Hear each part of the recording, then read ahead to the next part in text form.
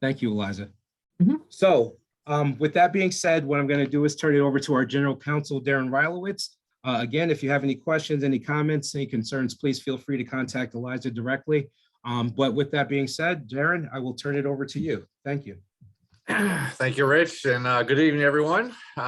So as Rich said, we're going to talk about resolutions and proposals for amendment to the CSEA Constitution or bylaws. And when we talk about the Constitution and bylaws, we're talking about the Green Book. As most of you probably know, there are several constitutions within CSEA. The green one is the main one, and everything else is a subdivision. The region, the local, the unit, the private sector, local, and the retiree. They're considered subdivision constitutions, and those constitutions can be amended at the board of directors. The green constitution, however, the main CSEA constitution, has to be done at the delegates meeting by the delegates. So we'll start with resolutions. And that's the next slide. And one more. So the first thing you got to know about resolutions is that only a delegate can submit a resolution. So it's very important that you understand that you have to be a delegate to the delegates meeting in order to submit a resolution. And it has to be submitted to the statewide secretary by no later than July 1. And that's a new date that was changed at the last delegates constitutional delegates meeting. And it must be in writing, preferably typed or printed legibly on the proper form.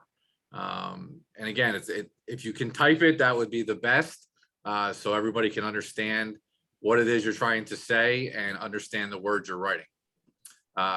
Fax copies are not accepted. If the resolution you're submitting contains data or statistics or any other information from a source other than from the author of the resolution, that documentation should be attached. And the source material, if referenced in the body of the resolution, should be also given note in the resolution. Once it's submitted on the proper form, the statewide secretary will forward the resolution to the resolutions committee for study and recommendation to the delegate body. The resolutions committee will publish resolutions together with its recommendations in the workforce at least 15 days prior to the beginning of the meeting at which the resolution will be considered. Any resolutions that do not comply with those requirements can still be presented for action at the ADM to the delegate body upon affirmative vote of 2/3 of the delegates present at the meeting.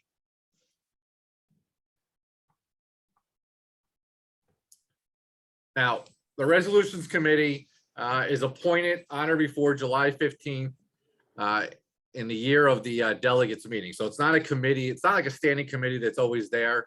It'll get appointed in the year in which there's going to be a constitutional convention, which happens to be this year. So it's one delegate to the convention from each region to be appointed by the president, and one delegate to the convention from each region to be appointed by the respective region president. So there'll be 12 members appointed to the committee. They will review all resolutions submitted and will make the necessary recommendations to the delegate body regarding the action to be taken on the proposed resolutions. This is a copy of the form. It's available from the statewide secretary's office. It's also available on the website under officer resources. It can be downloaded. So this is the required form if you want to submit a resolution. Now this is just consider this the cover page, because your resolution will probably be longer than the space allotted on this one page. And we have some examples of some resolutions here that we'll go over. As we'll go over right now. Next page, next slide. So the first thing you want to think about for resolutions are that, what is the purpose of a resolution? And that is, you really want to address an issue that affects the union as a whole, will hopefully call for something to be done that benefits the membership as a whole. And it's something that can be accomplished. fairly readily, and is not, you don't want to make it specific to one workplace, for example, or a small group of members. You want to, these are resolutions to be passed by the delegate body that affect the union as a whole and overall. So for example, this one, which was passed at the last constitutional delegates meeting, and was pretty much a no-brainer at that meeting, was a call for federal aid to help New York recover from the effects of COVID-19. And the whereas clauses that you see here, whereas clauses are just, what is your resolution about in some background? So it's kind of leading up to what you are asking with the resolution. What is the ask, which is the resolve clauses. So the whereas clauses are kind of like a roadmap to get you to what you want the ask to be. If you can do the next slide. And that's what we call the resolved provisions. And here you can see that it was resolved that CSEA recognizes the need for additional financial assistance for the state, local government, and workers from the federal government, and that it be further resolved that CSEA calls on Congress to provide unrestricted aid to state and local governments to preserve public services essential to New York State. Again, it's a lofty goal. It affects the entire union, all the members across the state, local government, private sector, and it's something that was achievable. In fact, CSEA did do this, and we did get aid from the federal government for the state of New York. When you're doing a resolution, the whereas clauses, you could have many of them, as you see in this example. And again, you just want to lay out, it's kind of like a roadmap. You want to get from point A to point B. Point A kind of sets up what you're going to start asking for, and a whereas clause gives you the background. That could be where the data is. And then your resolve clauses, you want to try to keep them, one or two, maybe three at the most. If you start doing too many resolve clauses, because that's the action you're asking to be taken, it becomes a little unwieldy, and it loses its overall effect. So this was an example of a very good resolution that ultimately was passed, and ultimately CSEA did what it was resolved to do and was successful in getting the aid. The next slide.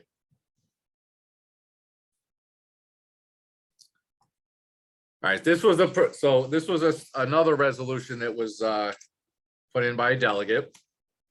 Now, this one, you can see make technology work for CSEA members, not against them. So if you look at these whereas clauses, again, they try to set it up in a way to get you from point A to point B as to what the resolves are going to be. But if you look at it closely, for the second whereas clause, for example, employee monitoring systems cascading to workplaces, include system active badges, tracks workers. You get the feeling right away that this is not something that everyone in the union is experiencing equally, or in every workplace. It's not even clear. This might probably be more of a state situation as opposed to many local governments. If you go to the next slide.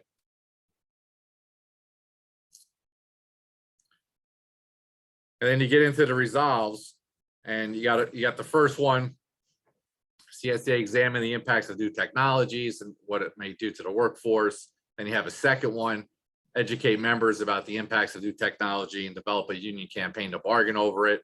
Next page. And then there's another one, CSEA put in a formal demand to bargain. And this, again, the last thing in this resolve, this is what we do in labor relations now, right? Demand the bargain, you demand information under the Terror law. But then it keeps going. There's another resolve that there's a technology bargaining campaign. And then finally, there's a resolve that the CSEA set up a new technology committee, monitor tech changes, research their impacts, and represent the union in technology discussions, and so forth. So ultimately, this particular resolution, the committee felt at the time did not really have something for the entire union, and was not readily achievable. But more importantly, it basically was about a single workplace that was having a problem with new technology, and it's something that could be addressed in labor relations and, if needed, through litigation, through an improper practice charge, if it got to that level. And so what ultimately happens when the resolution committee examines resolutions like this is that it'll try to reach out to the proposer, see if there's some alternate language they'd be willing to do, or what is it they're really trying to achieve. And if ultimately that can't be accomplished, they'll send a memo to them, to the proposer, telling them that it's the intention of the resolutions committee to recommend a no vote on this, that it not be passed, and give them an opportunity to withdraw it. And that's, if you go to the next slide, and this is the type of memo that a proposer of a resolution that the committee's not going to support may receive. And this sets forth some of the reasons why the committee was not going to recommend adoption. And it's, as I already said, that CSEA has a long practice of challenging employer monitoring technologies, has to be examined on a case-by-case basis, whether it's through improper practice charges, unfair labor charges, arbitration, or other litigation.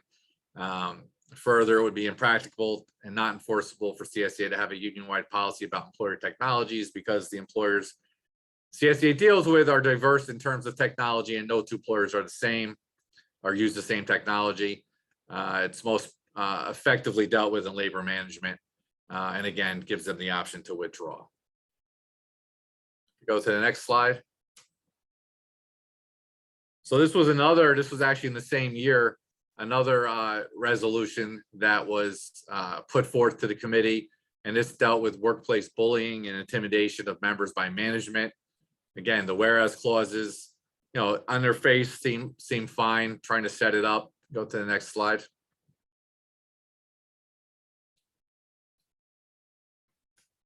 And then you get to the resolves, and that it wanted CSEA to issue a statement to management stating its determination to put an end to such interference.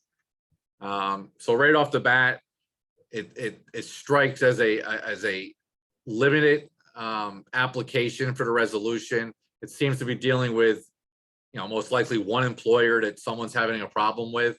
CSEA has it deals with multiple employers, especially on the local government side. It would be difficult to issue a blanket statement that would address this issue.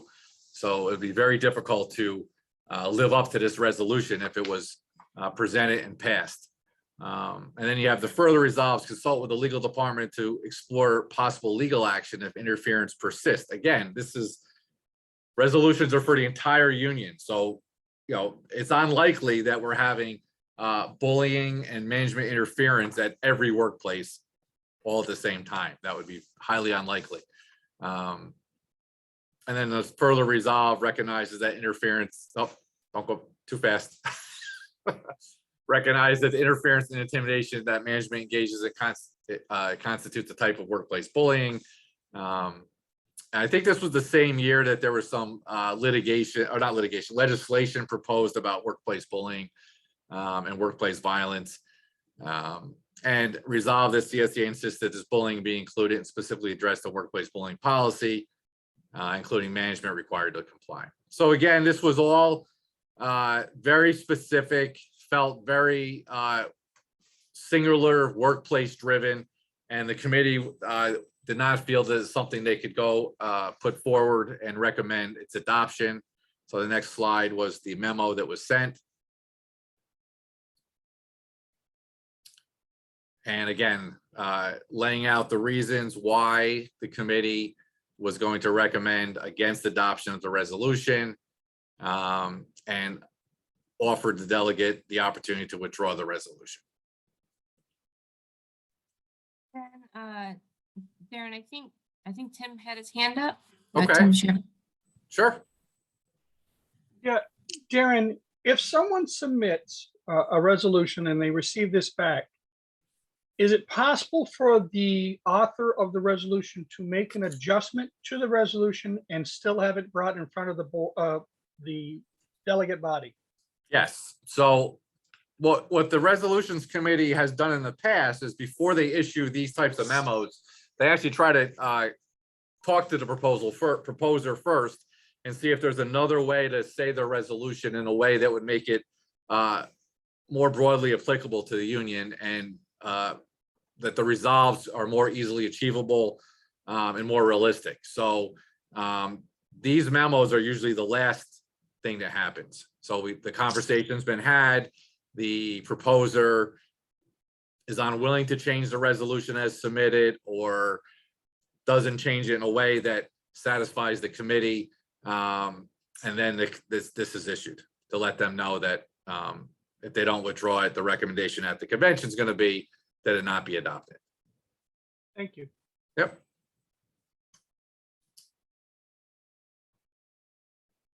Are there any other questions on resolutions?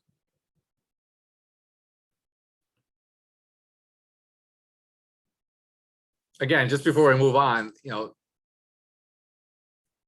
resolutions, are really intended to address current issues that are affecting the union, as a whole, and maybe maybe shape the direction that the union will move in the coming years. Maybe change direction depending on what's happening at the time. It's just, you don't want to have a resolution, if you can help it, that addresses your specific workplace situation, unless that's a situation that is being felt or affects the union as a whole. That's easily it translates across the union. If you're just having a problem with your boss is a bully, that's something that we need to deal with on the labor relations side through your LRS, your local presidents, your grievance reps, your shop stewards. That kind of stuff needs to be addressed directly and immediately. A resolution that's passed several months later is not going to help you in the workplace with that specific job or duty or problem.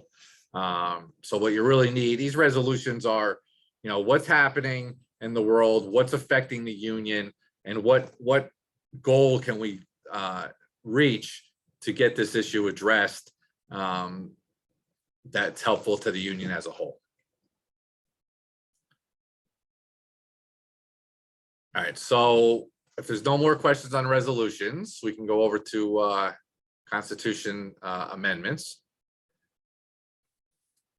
So we'll start with constitutional amendments and then we'll do bylaws. So proposed amendment to the CSEA Constitution, again, it's the green book we're talking about here, must be submitted in writing.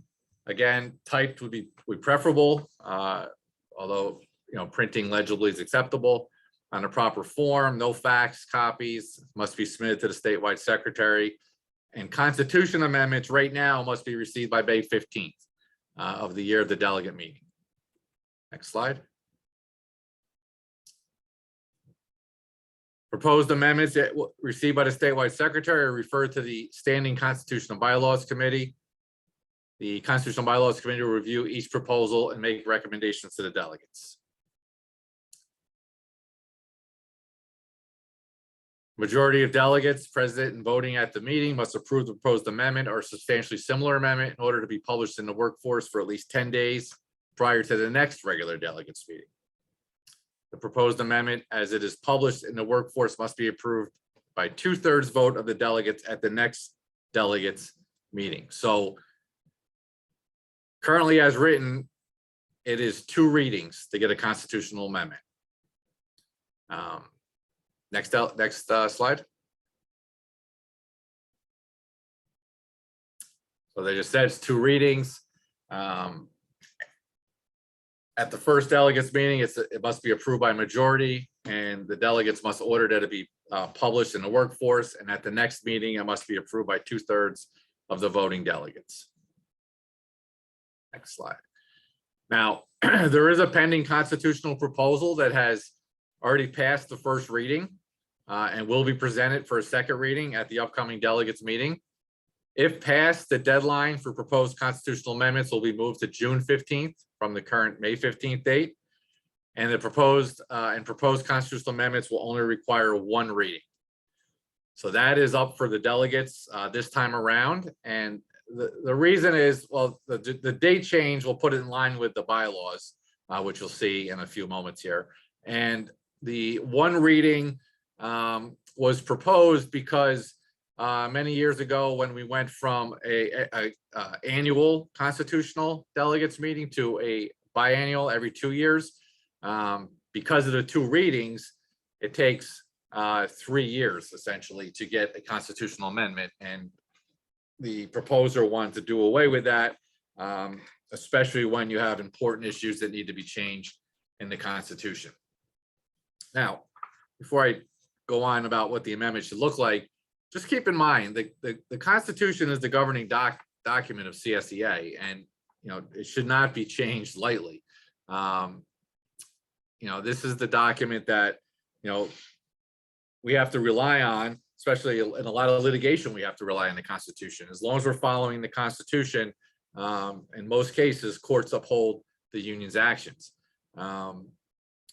It's a living, breathing document, and yes, it does have to be changed from time to time to address issues, especially structural changes that are required, or sometimes, as we'll see when we get to the examples, there's just some things that don't make any sense anymore. But for the most part, amendments to the Constitution should really address serious structural issues or other serious deficiencies that will affect the union and make the union better and stronger. They should not, constitutional changes should not be things that are personal, or I just don't like this, how this works, so I want to change it, or I don't like this requirement. Those kind of things generally are not good to do and will not get the support that's needed to pass in any event. So if you want to do a proposal to amend the Constitution, any language to be deleted should be placed in brackets. It's also helpful if you use the strike-through function for the language you propose to be deleted. New language should be underlined and bolded. It's helpful to include the original text from the entire section the proposer is looking to amend. And then within that text, the proposal will bracket the language for deletions and add new language, which will be underlined. Next page. Hey, Daren. Yeah. I'm sorry, it's Rich, Yeah. Rich Bebo. I just wanted to comment on what you said previous to that. Yep. Just as a recommendation, if anyone is considering a proposal, one of the things that Daren is helpful with is the why, right? So if you see something that you think may need changing, you can always go to Daren and say, why is this here? And get a definitive answer of, if, like you said, if it's something that is legally binding that we can't change, or something that was just decided that way 30 years ago, and we just haven't addressed it. So I just wanted to throw that out there also, Daren. Thank you. Sure. If you're adding completely new sections, it's helpful to include the last sentence of the preceding section and the first sentence of the subsequent section of the original text to demonstrate placement and context. So this is just an example. It's the judicial board section, but if you're going to add a new section between 3 and 4, you're going to add a new 4. You should leave 3 and 4, the old 4, which will now be 5, which you can see here is underlined and bolded, and add the new section in between so everybody knows exactly what you're talking about and where the placement should be.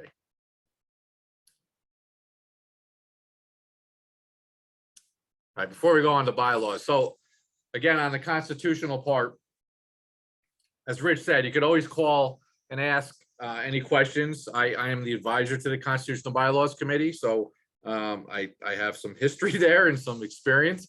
More importantly, the statewide president is the interpreter of the Constitution. So there may be some language in the Constitution that's ambiguous, or you think it means one thing, but you see it implemented another. Certainly contact the statewide president and ask what the interpretation is or what that language means. The other thing about constitutional amendments, and this also goes for bylaws, is you really need to get support if you want it to pass, right? If you just propose something, has zero support, and you know, you just put it on the form and submit it to the Constitution and By-Laws Committee after it goes to the statewide secretary, it's not likely to be passed. So you really got to get, you know, it's got to be something that is needed, is necessary, it makes sense, and you have support for it. The other thing is, you know, again, you could always ask for assistance in the wording. So, you know, we've seen at the Constitution and By-Laws Committee proposals submitted where the language says one thing and then the justification says another. And in fact, I've seen it as bad as the justification says the exact opposite. You know, it says, we want to do this because of X, but the language is doing Y. And it's just so, it's just wrong. And because there was no support to begin with, you know, the Constitutional By-Laws Committee recommends a no vote. They tell the proposer they're going to recommend a no vote, ask them to withdraw it.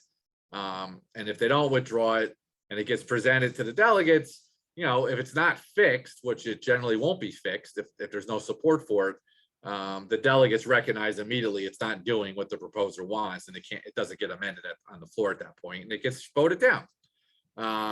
So those are the kind of things that, you know, if you really have a good reason to amend the Constitution and the bylaws for that matter, you really want to think about it, get your support, and make sure the language is accurate. So I saw some chats pop up. Can anyone propose a amendment? Yes, it's not limited to delegates. You don't have to be a delegate, but the problem is going to be is the delegates will be at the meeting, so you won't be there to speak on it if you're not a delegate. So you'll have to, again, get support for that. If you're going to have someone speak on your behalf about supporting that particular amendment. Any questions about constitutions before we get to bylaws?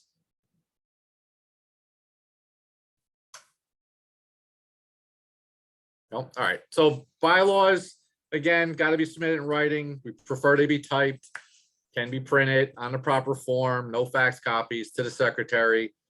This one by June 15th, that was changed last time and moved to June 15th because its bylaws only required one reading. Next slide. Copy of the proposed amendment must be published in the workforce 10 days before the meeting. Amendments received by the statewide secretary are sent to the standing Constitutional By-Laws Committee. Committee will review it and make recommendations. Next slide. Proposed amendment must be approved by a majority vote at the meeting of the delegates. Again, unlike the constitutional amendments, bylaws takes one reading. Next slide. This is the form.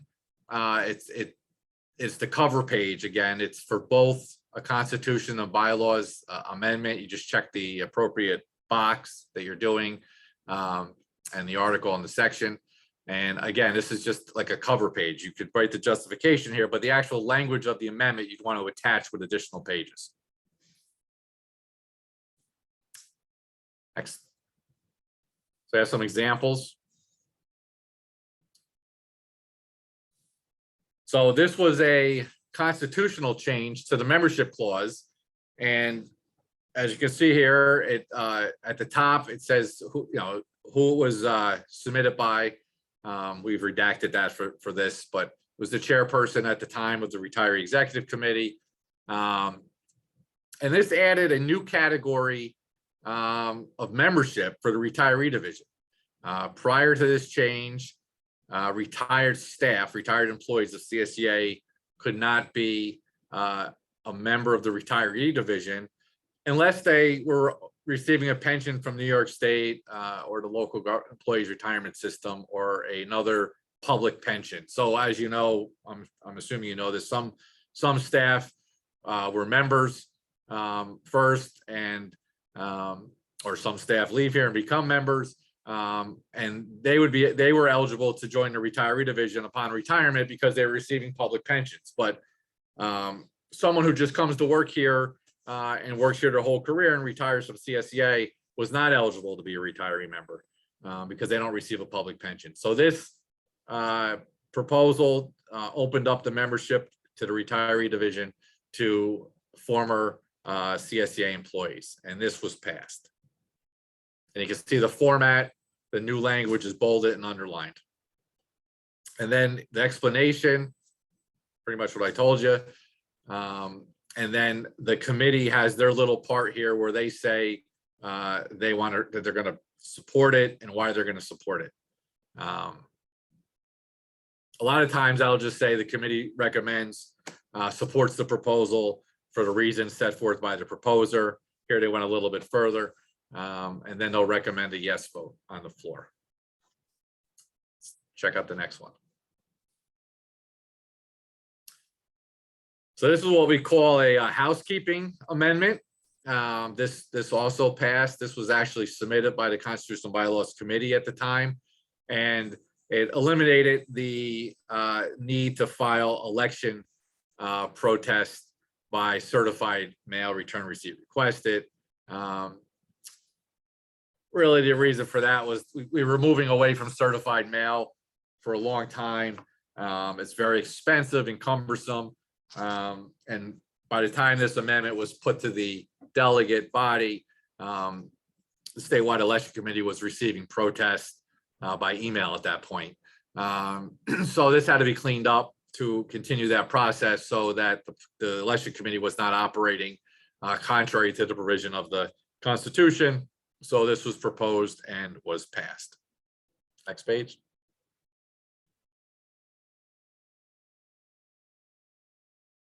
So again, this just says it was housekeeping and sets forth that the committee was using faxes and email submissions to ease the burden on members who want to file protest.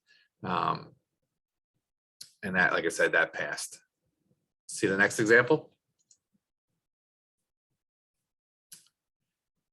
So here's an interesting one. And this, again, goes back to what I said about you got to have, hopefully have support for what you're trying to do.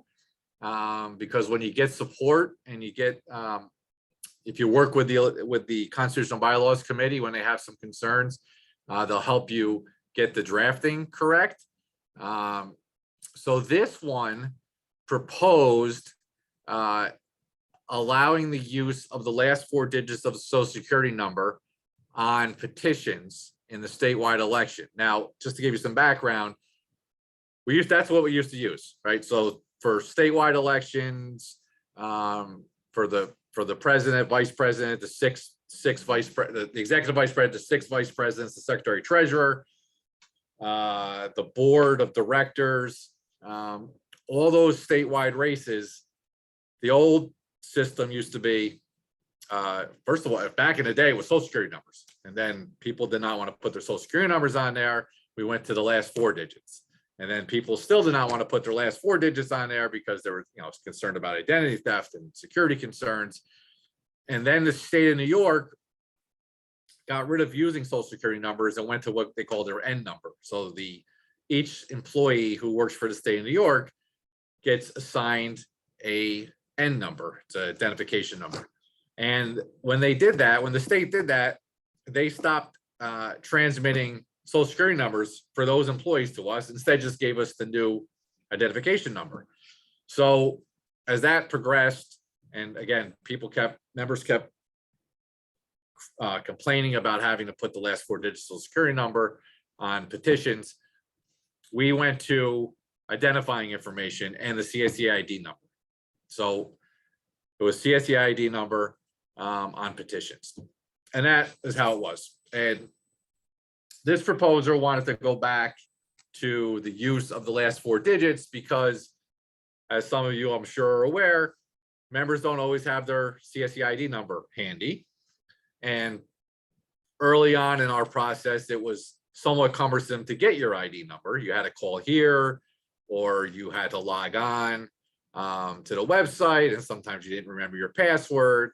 So it became cumbersome. So this proposer put in this amendment to use the last 4 digits or their membership ID number. Now, we're going to go back to this, but go to the next page. this was what they were trying to do. Okay, in the 16 elections, statewide officers, board of directors, and region elections, many members are not aware of their ID number, which is what I just said. And then the members cited, the proposers cited, 40% of all statewide board of directors positions remain unfilled. And their theory was that because they couldn't qualify under the system of using CSEA ID number. You go to the next slide. This was the committee's response. They did not support the proposal and all the reasons why. Members did not want to use their social security number. They want to use the last 4 digits. States discontinuance of the social security number means if we get petitions with social security numbers on them or the last 4 digits and it's a state member, and we don't have that number on file, it's going to be invalid.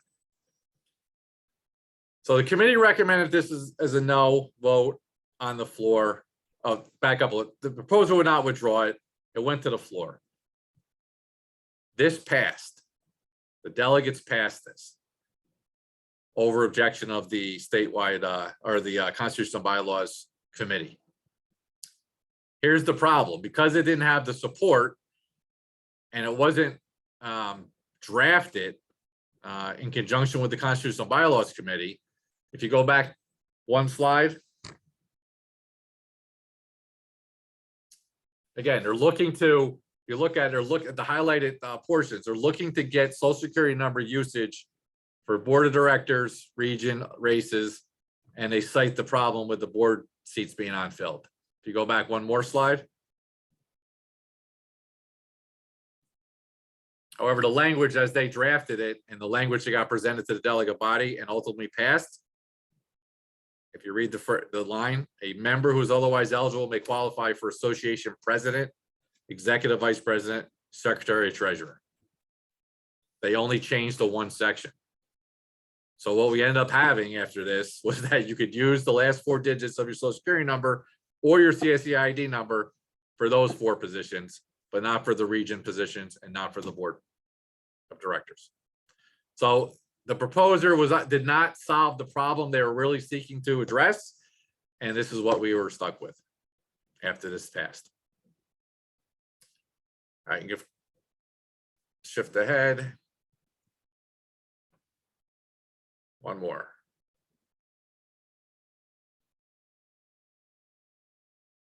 Yep, one more. Oh, and that was it. So the moral to that story is, again, get support for your proposal and, talk it through, especially with the Constitution and By-Laws committee. And if it's something that can be worked out and that way the language can be done in a way to achieve the goal you're seeking to have done, because I don't think the proposer was very happy when they realized that's what happened. And I'm not sure the delegates knew fully that they were voting to put the last 4 digits in place only for 4 officer positions. I noticed the stuff in the chat. I just couldn't, it was popping up too fast. Are there any questions in the chat? So, That was. I'm sorry, go ahead, Eliza. I was gonna say the one question that was put in there that wasn't answered was basically how do you show support for resolutions besides speaking to the delegates? For resolutions or for our constitutional bylaw amendments? I mean, resolutions. So, well, resolution. Let's start with resolution. I mean, resolutions can be proposed by more than one delegate, right? So, I mean, you don't have. It just doesn't have to be one delegate. We've had resolutions where multiple delegates have signed onto it, so to speak, where you can have multiple proposers. Yeah, I see something that's popped up for amendment. So, for constitutional amendments, you're really. So I'll give you an example. The Region 5, and I think other regions, most regions probably have them, has their own Constitution and Bylaws committee in the region, and they vet. It's kind of like a screening process. They vet the proposals from their region first, and they work with their proposers there before sending up here, and that's very helpful. And then, so if it's coming from the region, so for example, the Region 5 Constitutional Bylaws Committee, there's seemingly more support for that particular proposal than there would be for just a single proposed amendment from a member from Region 5, for example, because they sort of set up a screening vetting process. But yeah, you can certainly, it's helpful to talk to your region president. So again, I think Ron Briggs is on this call. If I'm a Region 4 member and I have a constitutional amendment, I would certainly want to talk to Ron Briggs about it, to see what he thought about it and if it makes sense, given what he knows about the Constitution and bylaws, and get advice on how to word it before sending it up. Again, the more people you can talk to in the sort of like the hierarchy to get support along the way, the more chances of success it'll have.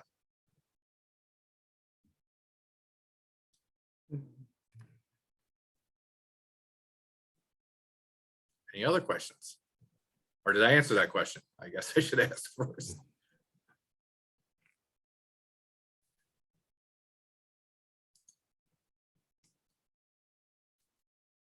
C-Mac, did he answer that okay for you? Okay. So are there any other questions? I knew this wouldn't go till 8 o'clock, but I just wanted to make sure that we had enough time in case there was any questions or any conversations. So a couple of things I do want to throw out. First of all, thank you so much, Daren, for doing that. A couple of things I do want to throw out that maybe if people don't know, we do have a forum at our Constitutional Convention where the resolutions and amendments that are submitted that will go before the delegate, we actually meet at a forum and kind of break them down and discuss them so that everyone knows exactly what they're getting into. Again, guys, the reason why this was important to me, just a little transparency since we have a little bit of time. My first Constitutional Convention, I don't remember getting this information. And I remember being in a room full of people and basically looking around at people saying aye. So I said aye, right? Because we just kind of followed the crowd. That's not how we should do business. That's not how we should transact business. It's very important, especially after our recent elections, coming into a Constitutional Convention, that every person has an opportunity to understand what they're doing, right? That this isn't just, you know, a meeting to just debate different things or talk about different things, that we're actually changing how we work moving forward. So it's very important. We have about 22 people on here. We have approximately 1,000 delegates. So this is, you know, I appreciate all of you being here, and I hope that you take all this information back to your regions, back to your locals, back to your other delegates. We're now recording this. I'm hoping that they'll let us post it online so people can watch it at their own leisure, because it's very important that we all understand what we're getting into moving forward and how we can help shape this organization moving forward. All right. So I think I just saw another question in the chat. Can you? Oh, Rich, I think you made a very good point there. The committee forum at the convention itself is very important. I know a lot of people go because I've been to them in their packed house, but the Constitution and bylaws and the resolutions, when they have controversial proposals up, sometimes the biggest fights are in that committee forum. And people have an opportunity to be heard. It's not on the big floor, but we've had some pretty heated debates on some of the more controversial proposals right there in the forums. And what'll sometimes happen, you know, the proposer, for example, will hear from a lot of people about what they feel is wrong with the proposal, maybe, and they'll change it. You know, they'll try to do an amendment or look for assistance to get an amendment done. I remember a couple times going back to my my hotel room and getting the computer open and trying to redraft it for people based on what happened on the debates in the forum. So that's a possibility too. That could certainly happen. It can inform what needs to be done to make it more acceptable, or it'll inform you on what to be ready for when it comes up for debate on the floor, because you'll have already heard some of the arguments for or against, and you'll be ready to counteract those. So it is important to go to the committee forum, and it can be very insightful. before they come up to on the delegate body for the floor. And Darren, could you go over friendly amendments to some of Yep. these things? Because sometimes what happens is during these debates, somebody comes up with a friendly amendment to change some of these things. Right, so, let's, going back to that one that, where they want to use the 4 digits of social security number, and obviously they wanted it to apply to region and board of directors, and someone may, on the floor, get up and say, I'd like to make a friendly amendment to extend the use of the 4 digits of the social security number to board of directors and region. And the Constitution and By-Laws chair would then ask the proposer if they would consider that to be a friendly amendment. It's not a great example because the House, the House and the Constitutional By-Laws Committee was against that amendment, but they would say yes, and then it would be amended and voted on as the amendment. A lot of times there's a word change or a typo or something they didn't, forgot to include, and that's usually a friendly amendment. If it's a proposal by the Constitutional By-Laws Committee, the chair will say, yes, it's a friendly amendment, accept it. Sometimes someone will get up, Tim, as you know, and say, I'd like to make a friendly amendment, and it's not friendly at all. It completely changes the amendment, and those will be rejected because they would have to go back to the committee for study and consideration and comment. So if it's a minor change, a word change, or a correction, those are generally friendly and accepted. Anything much beyond that, it would not be considered friendly and would have to be go back to the whole process, so it can be considered at length. Hey, Darren, so Okay. I got a question. Can you tell everyone why we don't vote every year? Why we don't vote every year? Yep. So at the you mean at the why is it a constitutional convention every year? Every Because other the- year now, right? Because the delegate body voted in 2014 to change that to every other year. Right. And to add to that, I think maybe in 2020, if I'm correct, there was a proposal to change it back And to every year.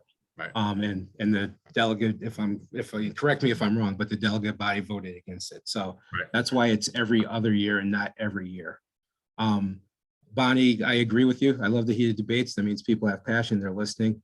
Again, I run the forum, so I like when people are passionate and, like you said, they're concerned about any types of changes, whether they're in support of it or against it. Does anyone else have any questions?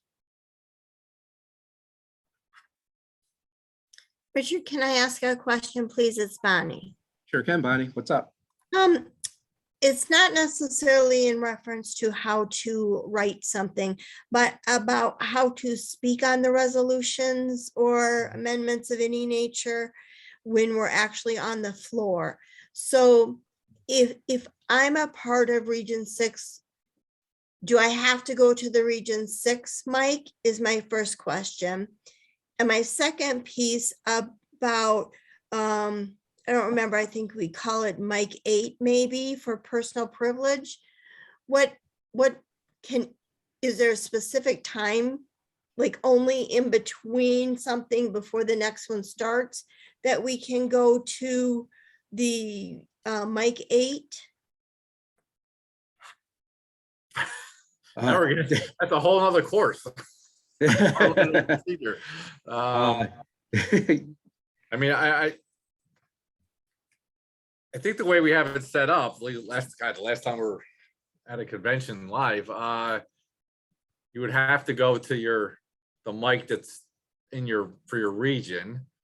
I guess if you ran to another mic, I mean, the chair, the president who's running the meeting would recognize the mic. And that, why does the delegate rise at mic 3 or whatever? And then you would state the reason. If the chair calls you out of order, that's what the chair would do. But I'm not sure that you have to. I mean, what do you say? Like if you're lined up at the Region 6 mic and you can't get there, is that what you're saying, Bonnie? It might be too long. Like you might not get recognized. That's true. Yeah. I mean, that would be up to the president, and if she recognized you, I mean, she'll recognize a delegate at a mic and then may say you're out of order, but I can't imagine that to be the case. Yeah, I don't- Point of personal privilege, though, that, you know, you can't, it wouldn't be appropriate in the middle of a debate. Okay, thank you. Yeah. Yeah, I don't know 100%, Bonnie, but I feel like I've seen people at different mics for whatever reason, but I can also get clarification and reach out to you and let you know. Thank you. Not a problem. Anyone else? Anyone else? All right, so again, Daren, thank you so very much. Again, thank you for everyone for being here tonight. Again, oops, I'm sorry, Vivian. Hello, how are you?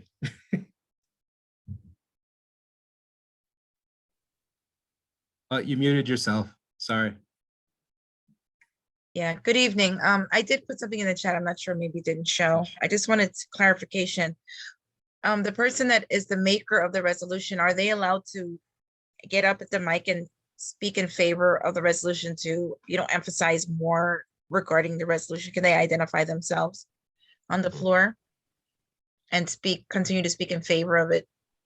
Yeah. If it's getting like a lot of flack or whatever, Mhm. is that appropriate? Or do they So- just kind of have to be on the sidelines? Thank you. Daren, you can follow if you want. In my experience, usually the maker of the motion is getting up and going to the mic as the resolution or amendments being read, and usually one of the first people speaking on it in most cases, but that's been my experience with it. Daren? Yep, nope, I agree. Usually the proposer's first to the mic and they know it's coming, so they get up there. And again, that would, inform your arguments based on what happened in the forum the day before or whenever, the forum happened, because the forum happens first. So you would know if there's a lot of support or not, and it'd behoove you to be up there to speak on it if you think there's going to be a problem. Right, but do you identify yourself as the maker? No, right? Right, you can, yeah, I mean, you got to say your name as a delegate. You could say you can also say I'm the maker of the resolution, or I'm the proposer of the amendment. Sure. Okay, got it. Thank you. Okay. Yeah, and also I don't want any region presidents on here to beat me up, but I know in my experience when I was a local president, executive VP, there would be a conference. Each regions would have conferences before the Constitutional Convention, and they, whoever their representative was from the Resolutions Committee or the Constitution and By-Laws Committee would actually go through the proposals so that each region could kind of talk about it, so that they would be familiar with it, and before they came to the Constitutional Convention. So there are opportunities to go through and really hear about what they're talking about, and that's why the forum is very important. Again, we don't have our delegates here, but I know that we have, all 22, 23 people on here are great leaders. So, please don't leave it here. Make sure that you're spreading the word, especially about the deadlines, and especially about the forum, so that people have an understanding on what they're voting on when they go into the Constitutional Convention. Steve? Yeah, just You muted yourself, buddy. in our fall conference, we go over the bylaws and resolution proposals at that September conference. So at least the whole region knows and how the region feels about each one individually. So, that's a suggestion for others as well. Let's see. Blah, blah, blah. Thank you. All right. So let's see. I'm not seeing any more questions in the chat. Just not seeing any hands raised. Daren, is there anything else you want to say? Well, I think we're all set. Appreciate everybody's attention, and I am totally okay if people want the PowerPoint, just email me, contact me, and I have no problem emailing it to you. Eliza from Education, thank you so much for monitoring the chat, handling the slides. Once again, thank you all for being here. And if anyone has any follow-up questions, like I said, you can reach out to me, you can reach out to Daren at any point in time. I'm sure you're probably going to hear about this stuff ad nauseum from me because I truly believe in it. So please feel free to smack me around, but still not going to stop me. So with that being said, again, thank you guys so much. And I hope you all have a great night, and I hope to see you all soon. Thank you.